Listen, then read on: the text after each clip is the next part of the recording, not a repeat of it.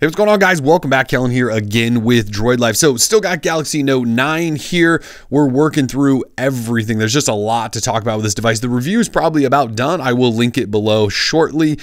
We've also unboxed it, talked first 10 things you should do, and even given you a whole bunch of S Pen tips and tricks. But what we haven't done yet is just done general tips and tricks. So we're going to do that now as quickly as we possibly can. Here are 20 plus tips and tricks for your Galaxy Note 9. I will try to do this as quickly as I can because there's a lot to talk about, but you guys know I get to talking. So anyways, we're going to start with the lock screen. Shocker, but we're not going to talk about lock screen security. We'll come back to that.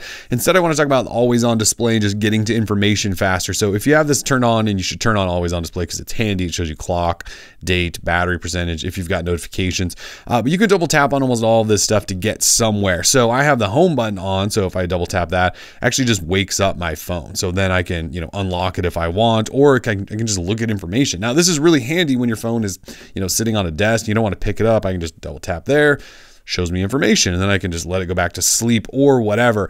From there, though, you can also double tap on wherever the clock is. If you double tap on that, it pops up some little arrows, which I know are going to be hard to pick up. And then I can thumb through more information. So there's weather, and it's actually going to go back to the clock. But if I had music playing, for example, thumbing through this would take me to music control. So again, if your phone's down on a desk, double tap, adjust a couple of screens, and maybe even adjust music playing. So really handy to do. From there, though, we'll let that kind of time back out. We can double tap on notifications also. So if you have notifications down here and you want to see more, or I should say you want to just launch right into one of those. So Hangouts, for example, just double tap on Hangouts, and it will ask me to unlock because I do have secure lock screen, but I do that and it'll just take me right into that app. See that? So it's the quickest way to just jump into a notification that you have showing there. So anyways, double tapping on your lock screen is actually a really, really handy feature. From there, though, let's actually go home and talk about home screen stuff for a second. So some of the stuff we talked about in our first 10 things, we just want to revisit, make sure everyone's got it. The biggest thing you can remember here is to adjust things, you just long press, and that gets you into this menu, or to get to that menu as well, you just pinch. So you can just do a little pinch and that'll get you into this overview. So from here, I actually want to go into home screen settings. So this is a bunch of stuff that you should do kind of first out of the box anyway, which is why it's in some of our other videos. But set this stuff up and it'll just help you be more efficient from your home screen. So you can tweak some stuff up here, like the home screen grid, how many apps you have in a row. So 5 by 5. You can change the app drawer grid as well. It can be 5 by 6 or 4 by 6. Depends on your sort of preference there. There are some other things though I would point out though. So icon badges would be, see that little button over there, the little dot right there above inbox? That is an icon badge. So you can actually customize the look of those. So icon badges, you can make either just that little simple dot like I have, or you can have it show a number. So it'll show you if you have like 3 notifications from that specific app. Play with that, decide how you want it to look. Show notifications from home screen. How this works is if you long press on an app, it'll actually show you notifications within that if there is a little badge there, if that makes sense. If you don't like these badges, you can actually turn them all the way off. I think they're a little handy just because they're kind of a reminder that I may have a notification for an app, even if I don't really use, this long press thing to see that I have, specific notifications. Anyway, let's go back in there though. There's some other things to talk about. So add apps to home screen. That's kind of a confusing thing, but basically when you go into the Play Store and install a new app, you can have it automatically added to a home screen page. I don't like it, but you may want to turn that on. The quick open notification panel, you should definitely turn that on. So quick open notification panel means if I swipe down from anywhere, it'll bring down my notification panel. Rather than having to reach all the way up on this big phone to here and do it, I can just swipe down right here or over here or over here, and it'll bring that down. It's not on out of the box. Out of the box, if you swipe down, it'll actually open the app drawer, which I think is really silly. So anyways, turn that on. It'll make your life much better.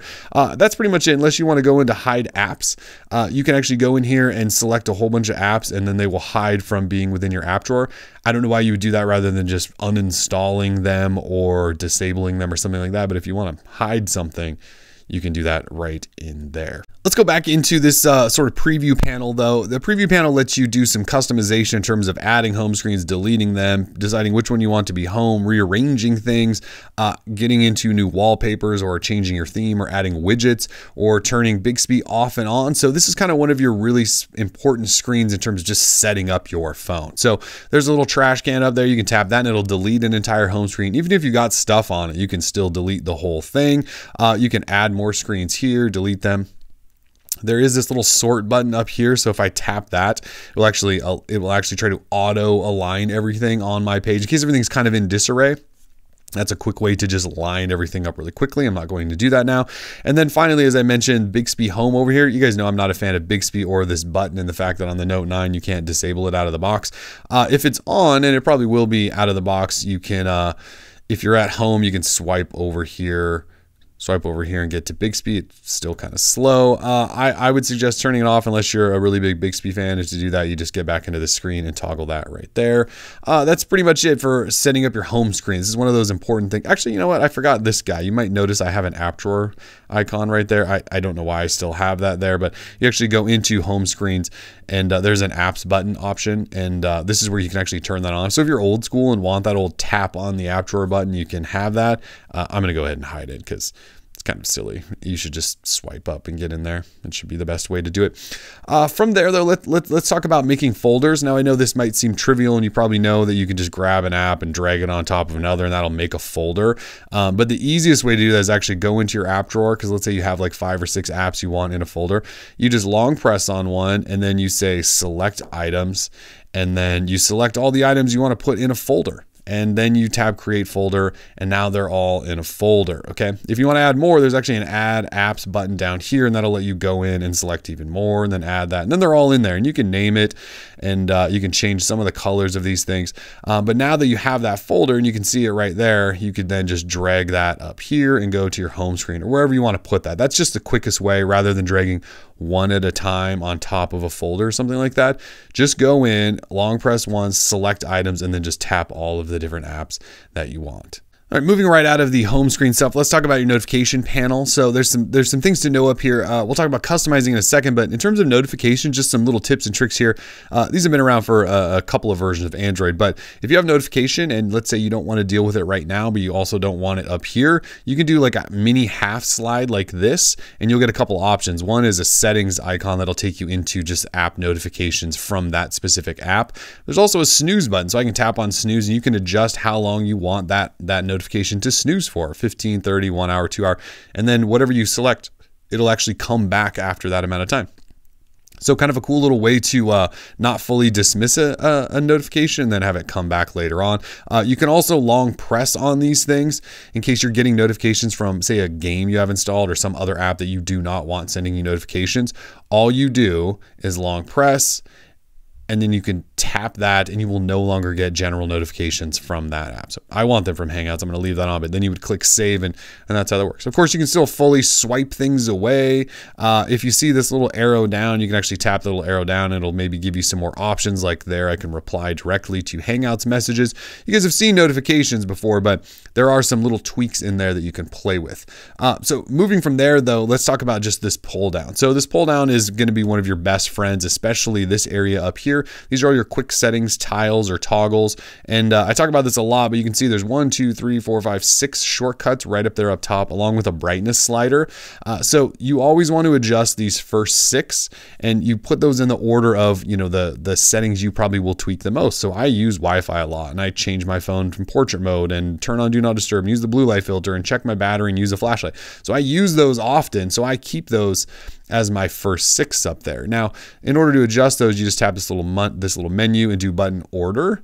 And then from in here, you just grab, long press, drag and drop into whatever order you want. And again, the first 6 are important, but you can also set up multiple pages. You can see I've got 2 pages of these things.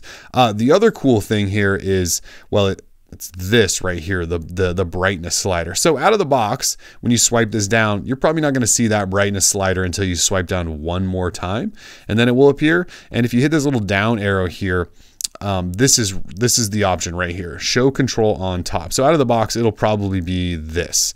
And so you can see if I do a swipe down here, no brightness slider, right? Swipe down again, there it is. Well, if I want to have it show up in that first swipe down, you say show control on top, and now it's back. So if you adjust brightness constantly like I do, you may want to adjust that setting. From there, we're actually going to dive into settings, just general phone settings. We're going to walk through a whole bunch of these that I think you should probably consider tweaking. So hang with me, but we are going to hang in settings for a while. So the first one I go to is sounds and vibration. There's some things with Samsung phones I really like to tweak in here. Number one is use volume keys for media. So that'll be off out of the box. And if I adjust my volume right now, you can see it adjusts my ringtone. Well, that's kind of silly. I don't need to adjust the volume of my ringtone very often, but what I do change the volume of a lot is volume of media. So if you check that box and now I start adjusting volume, you can see it does media. So if I'm on Twitter, I'm on YouTube or wherever and media comes on, I can adjust that really quickly rather than hoping the system recognizes I'm in that and then tries to pop that up, if you know what I'm talking about. Anyways, I like that because who needs to change their volume ringer all the time? You might as well adjust media. So turn that on. I also like vibration intensity settings. So if you have an incoming call, you can crank that all the way up so that it really vibrates in your pocket, in a bag, on a desk, and you know a call is coming.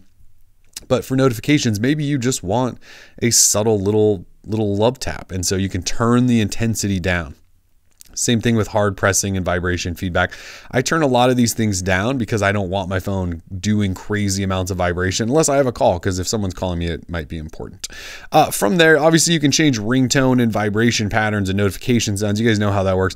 Do not disturb, we've talked about at length, but do not disturb is one of those things you should probably set up because it's just handy. It'll allow you to not get disturbed at night or in meetings and things like that. But if we keep scrolling down here, there is an entire section called advanced, and it has to do with listening to music or playing media on your phone. So there's sound quality and effects, and there's Dolby Atmos on board, so you may want to leave that on. You can adjust equalizer and things like that. But if I go ahead and take a pair of headphones and plug them in, you'll see this section should light up, and it does. So the UHQ upscaler, what this is trying to do is digitally enhance any music you are listening to. So it'll bit upscale and bandwidth upscale, depending on how you want it to do. And that, as you can see there, it just says enhance the sound resolution of music and videos for a clearer listening experience. So I would toggle these off or on and decide if you like the sound of it, if you think maybe you think it sounds too unnatural and won't like it. But either way, you should play with those to see if you get a better sound experience when you have headphones in. One of the other things that's cool is there's a sound personalization setting, and what it tries to do is create a sound profile of your ear. So you can adjust it depending on your age and just pick one of these that's already been done. Or if you add a personalized sound profile, you'll put your headphones in and listen for a bunch of beeps, and it'll walk you through this tutorial on how to get the sound set up properly for your ear. So I did that, and now it should sound really great with the inbox AKG earbuds. So there are some sound settings, and again, that was all the way at the bottom in advanced. You can adjust sound quality and effects. All right, back into our general settings list. We're going to go into display. There's a whole bunch of stuff in here as well. So blue light filter, I mentioned that earlier. You guys know what blue light filters are. They turn your phone into sort of this amberish color. And the whole point is at night, it eases strain on your eye. So you can adjust the strength or lightness of that. You can have it turn on as scheduled. You can manually turn it on, that sort of thing. You should use that if you use your phone at night. One other thing I would say is in screen mode, there are a couple of different screen modes. So there's an adaptive display that says it automatically optimizes the color range, saturation, and sharpness of your display. Feel free to play with that. That's what's going to be on out of the box. But there's also some other modes you can go into with AMOLED, cinema, photo. And there's even a basic mode. If you have adaptive on, there's some other things you can adjust, like the coolness or warmth of the display. So you can see there it gets a little bit warmer. There it gets a little cooler. That's actually a little greenish to my eye. So we'll go back one. There's also some advanced options in here where you can adjust reds, greens, and blues on the display. So if you are worried about how the display reproduces color, you can actually adjust some of that stuff. But the display is great, just so you know. Out of the box, screen resolution may be at full HD. This is a quad HD phone, so feel free to up that if you want. You'll find that there. Let's keep scrolling down here. So edge screen, I don't ever really talk about this much with Samsung phones because I never find it useful at all, but there is an edge panel. So if I turn that on and I get this little edge panel thing where you can swipe out from the side to get to app shortcuts or people shortcuts, or I mean, there's a whole bunch of settings in here. You can see there's some tools for smart select and device maintenance shortcuts and weather shortcuts. All of this stuff is in here. Edge panels have been around for a number of Samsung phones. Again, I don't necessarily use it ever. I actually turn it off. But if you are interested in using it, it is in the display settings section under edge screen. So anyway, turning that back off. Let's back up here. So status bar. is this up here that shows your notification and your time and connectivity and all of that stuff. You can actually adjust this to show recent notifications only, and it'll hide the ones that are maybe a little bit older. So you can see it says show only the 3 most recent. I have that turned off, but you can also have battery percentage shown or not shown. I like it because I'm testing, and some of you just might be anal enough to want to leave that on. Navigation bar, this is kind of a big one for me. Out of the box, Samsung puts the back button over here on the right. I don't like it there, but Samsung's done that forever. You're a Samsung guy, that's where you're used to having it, but stock Android has the back button over here, so that's where you would adjust that. One of the cool things you can do is unlock the home button, unlock your phone with that home button. So you remember on the lock screen where I had that home button showing, if I long press that, it'll actually unlock my phone if smart lock would ever work, and it never does. You can adjust the color of your navigation bar down here a little bit. I wish it would just auto adjust depending on the app you're in, but I have it set as a dark gray. So get in here and adjust some of that stuff. And that's pretty much it for display settings. So let's back up one and go into themes and wallpapers, which is right underneath it. So themes and wallpapers, this is one of my favorite settings with Samsung phones. They've done themes and wallpapers for a long time. Well, wallpapers for sure, but themes, you can fully theme out your phone. So right now I'm running just the stock Samsung theme, but I almost always search for a particular theme, and it's called Pixelize, or Pixelized with a D. You can see I have them both up there, but I can also search for this. You can see I search for Pixelized there. So Pixelized, depixelized, I think there's also just Pixelize. Yeah, there is. So these are a theme that makes your phone look more like stock Android. Changes the system navigation buttons down here, changes the colors of some stuff. So yeah, I do use this to make my phone look less like a Samsung phone. But anyway, you can search for whatever theme you may want. There's specific icon packs you can adjust as well. So you can go in and look at icon packs and just change those in case you like the theme. There's actually additional settings for new always on display setups. And I'm not going to walk you through all these, but this is where you'll find even some specially made wallpapers and things like that. But the themes is a big one, and here is Pixelize. I've already downloaded it, and if I apply it, I'll just show you what it's going to change. But the wallpapers and theme setting, you should go into if you really want to customize your phone. There's actually some pretty fun stuff to play with, including the always on display stuff. So you'll notice now my icons down here look more like Google style icons. So yeah, themes, wallpapers, icons, you kind of get the point there. We're going to head back into settings now and actually just drop down one to advanced features. So advanced features, these are a bunch of special settings and creations from Samsung that kind of do some advanced things. They've been in Samsung phones for a while, but I always like to point out a handful of them. Number one up top is S Pen settings. This is where all your S Pen settings are. I'm not going to talk about the S Pen much in this video, actually not at all, because I did an entire tips and tricks S Pen video. I'll link it below, I'll link it up here, I'll link it at the end, whatever. There is an entire video on that, so we're not going to talk about that, but if you want settings for it, this is where you'll find it. Some other things I do think are cool though are, well, the quick launch camera, that is a double tap on the power button to open the camera. It's the fastest way to launch the camera. You should definitely enable that one. There is a finger gesture shortcut, and this is kind of an Android thing that's been around for a while, but if you turn that on, and if you do a swipe on the fingerprint reader, it'll actually bring down your notification panel, and you can swipe it up and that'll bring it back up as well. I'm not a fan of that, but a lot of people do like it. But that is where you will find that. In device assistant, this is actually kind of cool because you can change your assistant, which is the long press on home, right? You guys know that shortcut. You can change it from being Google to Alexa, or you could have it just open Samsung's internet browser, or you could have it do absolutely nothing, but that is where you would change that. Multi-window is in here. There's a couple of settings here, but really I just feel like I should tell you about multi-window for a second. So multi-window is when you're in the app switcher, there's this little double stacked sort of rectangle. And if I tap that, it takes me into multi-window. So I can have two windows open at the same exact time. Multi-window, again, Samsung is one of the first to do this. It's been around much longer than even Google had done it. You can slide this bar up in the middle to adjust these window sizes. If we tap on that bar, it gives you some more options where you can flip the windows, pop one of them out, close them, that sort of thing. There is actually a lot of ideas in there. But anyways, you go into this app switcher and there's this little double square, double rectangle button, and that will get you into multi-window. Multi-window hasn't changed much over the years, but that is exactly how you get in there. So let's see. there is a palm swipe to capture. So to take screenshots on this phone, you press volume down and power at the same time. Takes a screenshot, which is great. That hasn't changed in a long time. But you can do this version where you actually swipe across the screen with your hand, and that does the same thing, takes a screenshot. I do too many accidental screenshots that way, so I'm going to leave that off. But let's go ahead and scroll down. Video enhancer is another one I often turn on, and as you can see from here, it just says enhance the image quality of your videos to brighter and more vivid colors. Depends on what your eye likes, but you can see a preview with it off.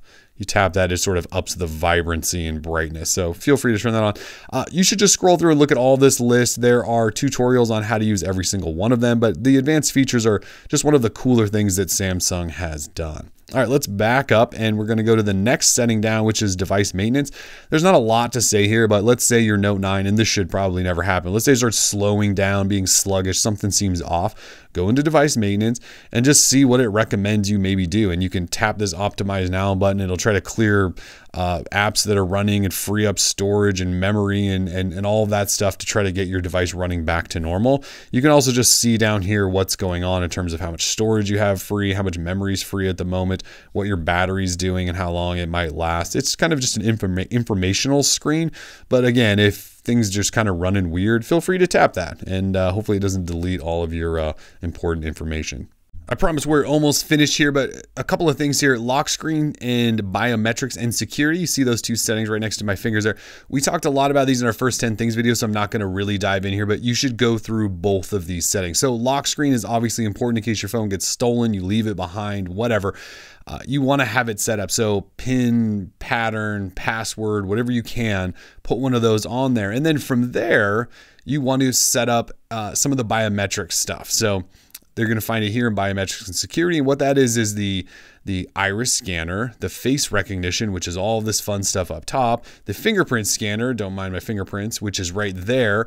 You can set those up and you can have all of them as a part of your lock screen experience. So if I'm on my lock screen, you can see I have them all set up here. So I have a pattern set up, and in addition to that pattern, which I have set up here, I also have intelligence scan and fingerprints. Now, Intelligence Scan combines face and iris, so that's why those aren't checked, but it's using 3 different biometric options to help me easily get in and out of my phone.